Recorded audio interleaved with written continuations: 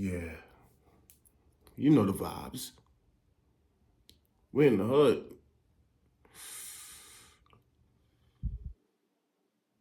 It's Clink talk. We locked in. Like I said, at this 5 o'clock in the morning, we'll be getting ready to do the stand and count.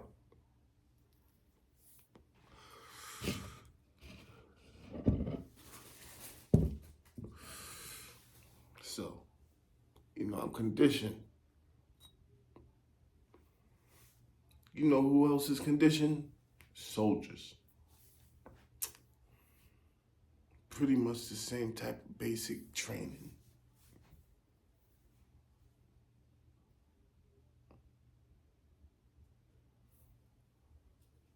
But this week I've been studying. I actually got a little thing going on with my homegirl Azada, Master Mindsets. You know what I mean? Every Sunday. You should go check it out. Maslow's theory, that's what we're studying this week though. And Mr. Maslow had me really thinking about some things. And when I look at number 3 on the pyramid, which is acceptance, wanting to be a part of something, I think back to when I was in the can.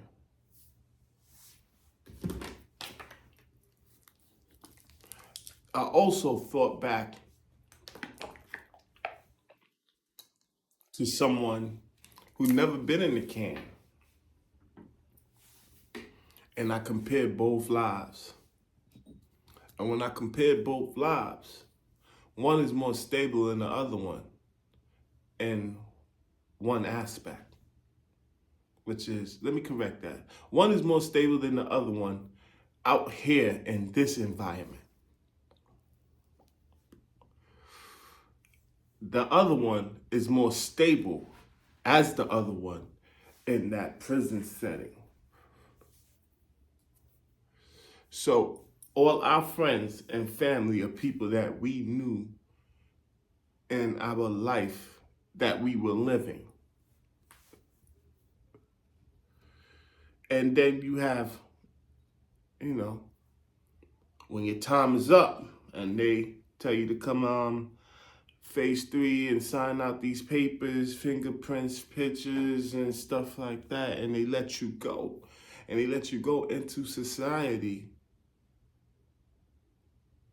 You now have to adapt to what's going on outside. As you're doing that, number 3 on Mr. Maslow's pyramid is being neglected heavenly, along with number 2, which is safety, along with number 1, which is basic needs. So now you have a whole out fire sale going on out here, fellas. Got a whole fire sale going on out here with emotions because of the simple fact that in that world, we're indifferent. And in this world, they're indifferent. And there is no balance to it whatsoever.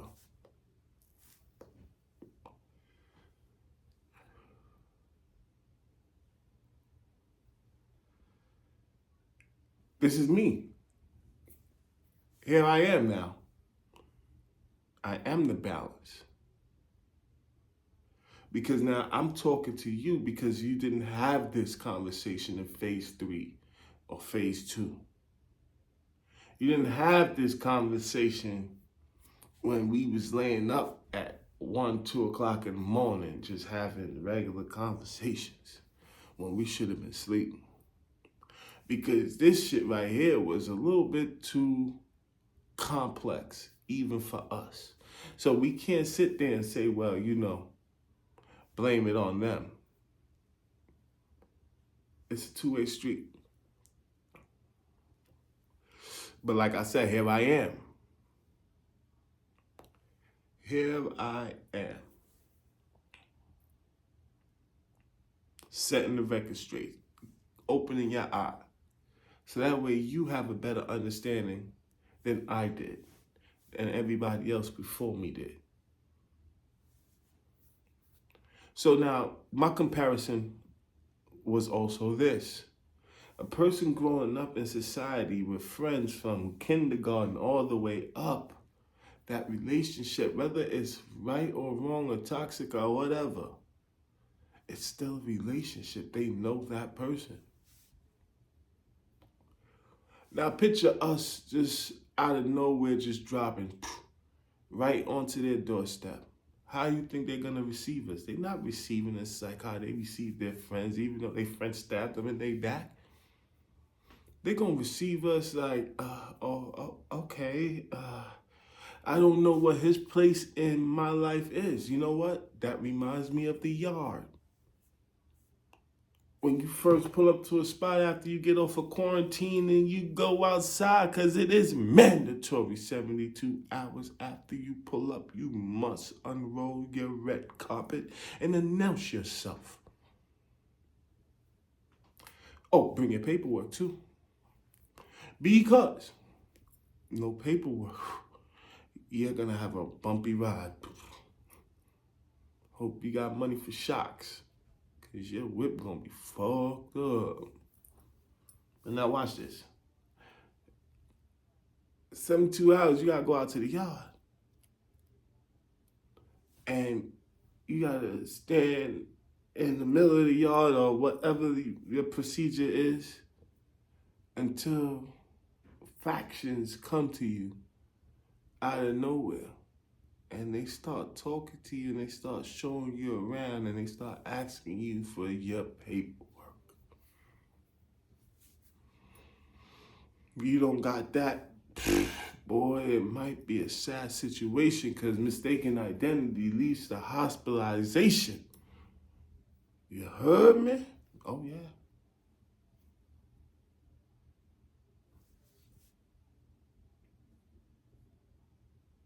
Then and only then, if they produce you to be passable, because you ain't authentic yet, you just passable, they let you rock. You can't sit at the table, but you can stand close to it. Stand at the edge of the line right there. You know, we'll pass the blunt to you. It's only when you get your first stain that you can come close to the table. Because now niggas got to watch you closer. See who come talk to you. Because at first they wasn't taking you serious. Then, here comes strike number 2. This is moral convictions now. This is moral shit. In prison, yeah. Remember, strike 1 was you probably knocking somebody out, go take a little 30-day box ride, come back out in population, yeah. They like, okay. He got a little spark. Strike 2 now, you might be up on your dorm or something and you might have to eradicate a situation quick, fast. You might not have to use your hands. You might have did it perfectly orchestrated. Now you're proven to be a little bit more of an asset. So they move you in. It's only then, once they move you in, that you're really a crucial part of the whip. You have just now become the 5th passenger. That's called a spare.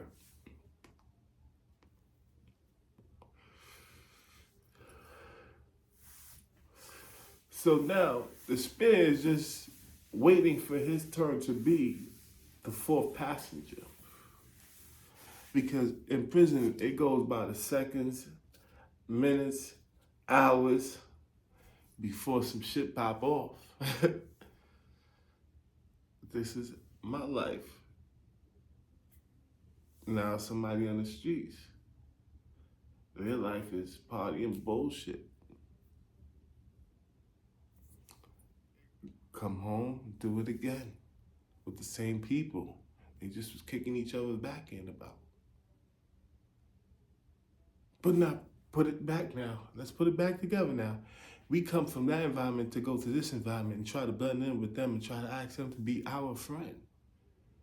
We need them to be our friend right about now because we're in a direction where we don't know where we're going, what to do, how to do it. They say when you're in Rome, you do what Romans do. So now you're over here trying to find a Roman that'll allow you to get into one of the, access points so that way you can find your way. And they act funny. Sometimes that person that you find might be your family and they act funny. So, what am I saying? I'm telling you, like, yo, listen. Maslow, third, second, and first floors of his pyramid are factual in our migration system and integration system.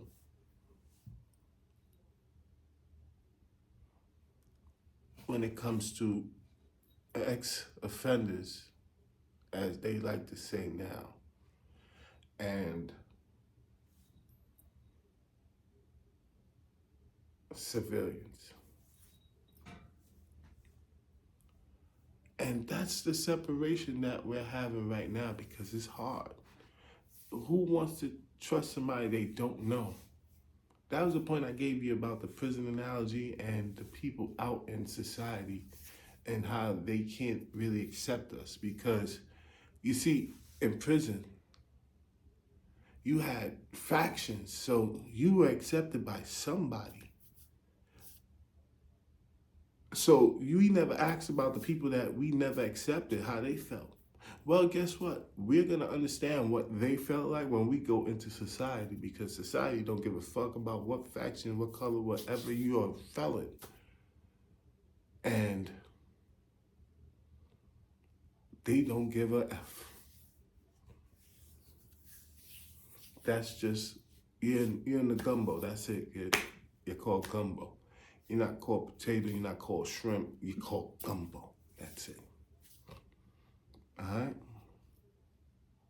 So when you imagine that, can you imagine the perplexity and hardship that we would have to endure in order to become 1/3 of a human all over again? Who's helping us to understand, to cope, and to move forward? Like I said, I'm here. We're on our 9th episode of Clink Talks. I never thought possible I'd be on a camera talking to people because I, out of all people, love writing rhymes and I'd be afraid to spit them in front of anybody. But here I am in front of you trying to talk to everybody else like me and not like me in hopes that you can understand me.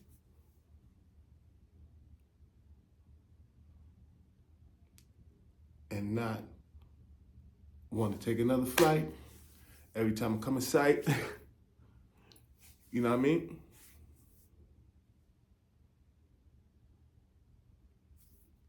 I'm just saying. Thank you for joining another segment of Clink Talks. That's exactly what's going on out here. Nobody want to talk, but we gonna talk about it. We locked in. After this, I'm gonna clean the bathroom. That's my detail for the month. Everybody take shave, shower, shit, and then I gotta go clean it before I go to my program. I only get paid 17 cents per hour. Peace.